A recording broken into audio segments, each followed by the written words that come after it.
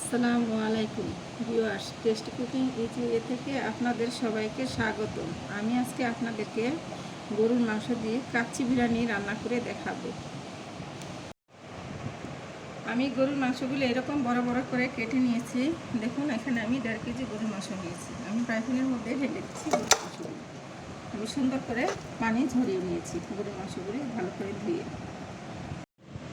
এখানে আমি পেঁয়াজ বেরেস্তা করে নিয়েছি। এখন আমি এখানে কিছু পেঁয়াজ বেরেস্তা ভেঙে দিয়ে দিব।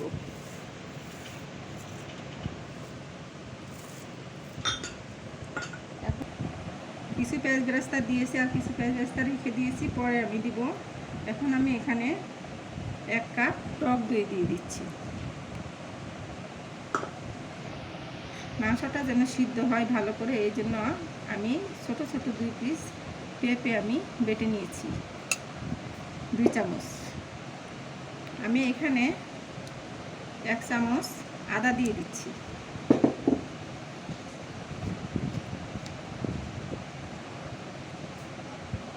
এখানে আমি 2 চামচ রসুন বাটা দেব। রসুন বাটা দিয়ে দিচ্ছি। বাদাম বাটা দিয়ে দিচ্ছি। কাজু বাদাম বেটে নিয়েছি আমি এখানে 1.5 চামচ পরিমাণ কাটা কাজু বাদাম দিয়েছি। কাঁচামরিচ 1 চামচ দিয়েছি। এখানে আমি দারচিনি দিয়ে দিচ্ছি, বড় এলাচ দিয়ে দিচ্ছি, ছোট এলাচ বেটে দিয়েছি, লবঙ্গ দিয়ে দিয়েছি, গোলমরিচের গুঁড়ো দিয়ে দিচ্ছি। এখানে জয়ফল বাটা দিয়ে দিয়েছি। তেজপাতা ছোট ছোট 2 পিস তেজপাতা ছিঁড়ে নিয়েছি। এখানে আমি স্বাদ বাড়ানোর জন্য সামান্য পরিমাণ লবণ দিচ্ছি, কারণ আমি এখানে সয়া সস ইউজ করবো। সয়া সসের মধ্যে লবণ আছে, এই জন্য আমি কম লবণ দিয়েছিলাম। আর এখানে আমি টমেটো সস দিয়ে দিচ্ছি 2 চামচ পরিমাণ।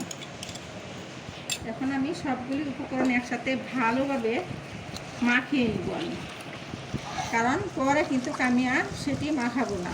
এই জন্য আমি একবারেই ভালোভাবে মাখিয়ে নিব, যেন ভালোভাবে এই মশলাগুলি যেন মিশে যায়। এই জন্য আমি একটু ভালোভাবে মিশিয়ে দিচ্ছি। আর এখন আমি শাহি গরম মশলা দিয়ে দিচ্ছি এখানে, আর এখানে মরিচের গুঁড়ো দিয়ে দিচ্ছি। এখন আমি এটা ভালোভাবে মাখতে থাকবো। ভালোভাবে কষলিয়ে কমপক্ষে 10 মিনিট মাখতে হবে। এভাবে আমি 10 মিনিট মাখিয়ে নিয়েছি। দেখুন মশলাগুলি কীরকম ঢুকে গিয়েছে আর মাংসটা এরকম সফট হয়ে গিয়েছে। এখন আমি এখানে পেঁয়াজ বেরেস্তা করেছিলাম, যে পেঁয়াজ বেরেস্তার গরম তেল, সেই গরম তেলটুকু আমি এখানে ঢেলে দিচ্ছি। 1 কাপ তেল দিয়ে দিচ্ছি আমি এখানে। এখন তেল দিয়ে এইভাবে আরও আমি কিছুক্ষণ মাখবো। এভাবে আমি তেল দিয়ে আরও 2 মিনিট মেখে নিয়েছি। এখন আমি এটা কিছুক্ষণ ঢেকে রাখবো। এভাবে আমি আরও 10 মিনিট রাখবো। 10 মিনিট পর দেখুন, আমি একটা কয়লা পুড়িয়ে এরকম করে, এখন কয়লার মধ্যে আমি ঘি দিয়ে দিচ্ছি একটা স্মোকি ফ্লেভার আনার জন্য। এটা রেস্টুরেন্টের যে একটা স্বাদ আছে সেই স্বাদটা আসবে। এখন আমি এখানে একটা লবঙ্গ দিয়ে আমি এই ছিদ্রটা বন্ধ করে দিচ্ছি, যেন এখান থেকে ধোঁয়াটা না বের হয়ে যায়। এভাবে আমি 5 মিনিট রাখবো। দেখুন কীরকম একটি স্মোকি ভাব এসেছে। দেখুন, এভাবে আমি 5 মিনিট ঢেকে রাখবো। আমি আগে থেকে এখানে পানি ফুটাতে দিয়েছিলাম, পানিটা ফুটে গিয়েছে। এখন আমি এখানে দারচিনি দিয়ে দিচ্ছি ছোট ছোট 4 পিস, ছোট ছোট 2টি তেজপাতা ছিঁড়ে দিয়েছি, কয়েকটি লবঙ্গ দিয়েছি, আর 5টি ছোট এলাচ দিয়ে দিয়েছি। আর এখানে 1 চামচ লবণ দিয়েছি। পেঁয়াজ বেরেস্তা থেকে তেল উঠিয়ে আমি এখানে 2 চামচ তেল দিয়ে দিচ্ছি।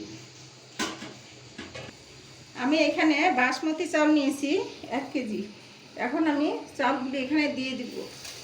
চালগুলি যখন 80% ফুটে আসবে তখন আমি উঠিয়ে নিব। এখন আমি দেখুন এভাবে নাড়তে থাকবো, আর হাই হিটে আমি দেখা যায় 4-5টি বলক আসলে আমার 80% চাল ফুটে যাবে, তখন আমি উঠিয়ে পানি ঝরিয়ে নিব। দেখুন যখন 4-5 বার বলক উঠেছে তখনই আমি চাল উঠিয়ে নিয়ে নিচ্ছি, পানি ঝরিয়েছি। পানি ঝরিয়ে এখন আমি এখানে দিয়ে দিচ্ছি।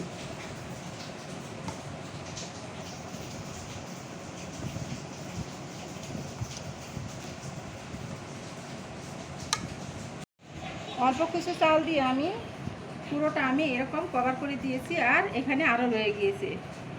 এখন আমি এখানে আলু আমি ছুলে হালকা ঘি দিয়ে আমি একটু ফুড কালার ইউজ করেছি। আপনারা চাইলে ফুড কালার ইউজ নাও করতে পারেন, কালারের জন্য আমি একটু ফুড কালার ইউজ করেছি। এখন আমি এখানে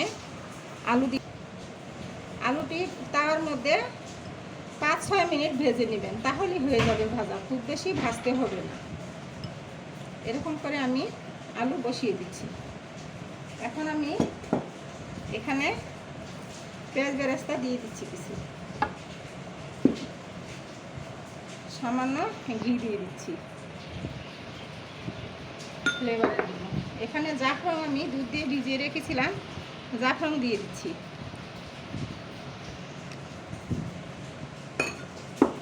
জাফরান আমি এভাবে দুধ দিয়ে ভিজিয়ে রেখেছি, এখন আমি এভাবে অল্প অল্প করে দিয়ে দিয়েছি। এখন আমি জয়ত্রী অল্প করে দিয়ে দিয়েছি, দেখুন এরকম করে, আর অল্প আলু বুখারা এরকম করে বসিয়ে দিয়ে দিচ্ছি।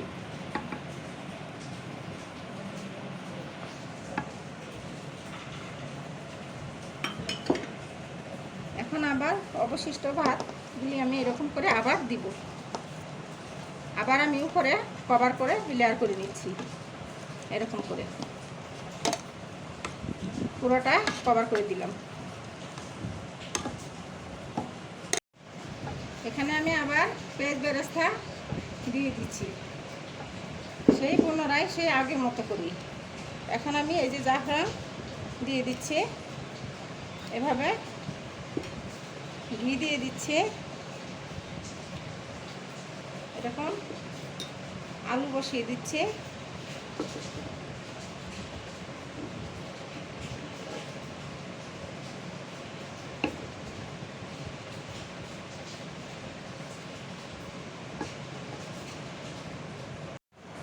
আমি আরও একটি লেয়ার দিয়ে এখন আরেকটি লেয়ার দিচ্ছি। আগের মতো সব উপকরণগুলি আমি দিয়ে দিয়েছি। এখন আমি এটা শেষ লেয়ার, এরকম আমি 3 স্তরের লেয়ার দিয়েছি।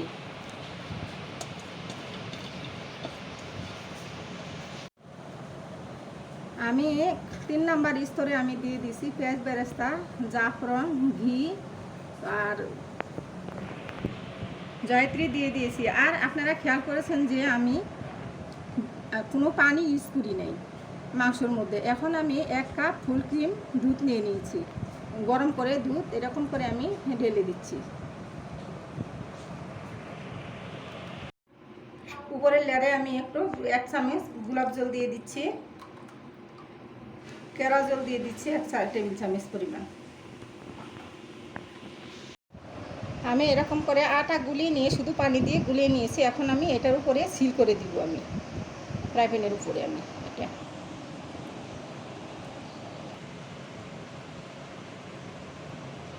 এভাবে আমি সিল করে নিচ্ছি। এভাবে পুরোটা আমি কভার করে দিব সিল করে। এই পুরো রাউন্ডটাই আমি সিল করে দিব। এখানে আমি একটা তাওয়া দিয়ে দিয়েছি। এখন আমি এটা সিল করে আমি বসিয়ে দিলাম। এইভাবে আমি তাপমাত্রা বেশি বাড়িয়ে দিয়ে 10 মিনিট রান্না করব। তারপরে আমি হালকা আগুনে আমি 1 ঘন্টা রান্না করব, আগুনটা কমিয়ে দিব আমি। দেখুন হয়ে গিয়েছে আমার কাচ্চি বিরিয়ানি। এখন আমি এগুলি খুলে নিয়ে দেখাবো, সুন্দর একটা স্মেল বের হচ্ছে। ভিউয়ার্স দেখুন হয়ে গেল আমার রেস্টুরেন্ট স্টাইলে কাচ্চি বিরিয়ানি। আপনারা ইচ্ছা করলে এরকম করে বাসায় বানিয়ে খেতে পারেন। করোনার মধ্যে সবাই বিরত আছেন রেস্টুরেন্ট থেকে, কিন্তু অনেকেই মিস করতেছেন যে কিভাবে এই বিরিয়ানি রান্না করে খাবেন, কিন্তু দেখুন কত সুন্দর বিরিয়ানি হয়ে গেছে। আপনারা অবশ্যই ট্রাই করবেন, বাসায় খেয়ে দেখবেন কতটা টেস্টি।